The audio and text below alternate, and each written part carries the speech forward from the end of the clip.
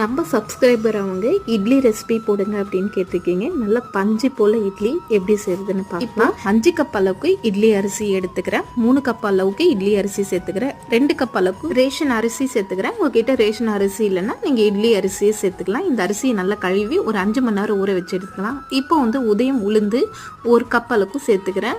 1 spoon அளவுக்கு வெந்தயம் சேர்த்து ஒரு 3 மணி நேரம் ஊற வச்சு எடுத்துக்கலாம். பாருங்க, அரிசியும் உளுந்து நல்லா ஊறி இருக்கு. இப்போ அரிசியை நம்ம கிரைண்டர்ல போட்டு ஆட்டிக்கலாம். தேவையான அளவு உப்பு சேர்த்து இந்த மாதிரி ரவை மாதிரி அரைச்சி எடுத்துக்கலாம். இப்போ உளுந்து சேர்த்துக்கலாம். உளுந்துல கொஞ்சம் கொஞ்சமா நல்லா சில்லுன்னு இருக்கிற தனியா ஊத்திக்கோங்க. அப்பதான் இட்லி நல்லா சாஃப்டா இருக்கும். இப்போ உளுந்து பாருங்க நல்லா சாஃப்டா ஆயிடுச்சு. இப்போ அரிசி மாவும் சேர்த்து ரெண்டு நல்லா மிக்ஸ் பண்ணி விட்டுக்கலாம். இந்த மாவை ஒரு 8 மணி நேரம் புளிக்க வச்சு எடுத்துக்கலாம். பாருங்க, மாவு நல்லா புளிச்சிருக்கு. இப்போ இந்த மாவை அப்படியே ஊத்திக்கலாம். நீங்க மிக்ஸ் பண்ணவே கூடாது, இல்லைன்னா இட்லி சாஃப்டா வராது. இப்போ பாருங்க, இட்லி எவ்வளவு சாஃப்டா இருக்கு, அப்படியே பஞ்சு போல இருக்கு. இந்த இட்லி ரெசிபி நீங்களும் ட்ரை பண்ணி பாருங்க.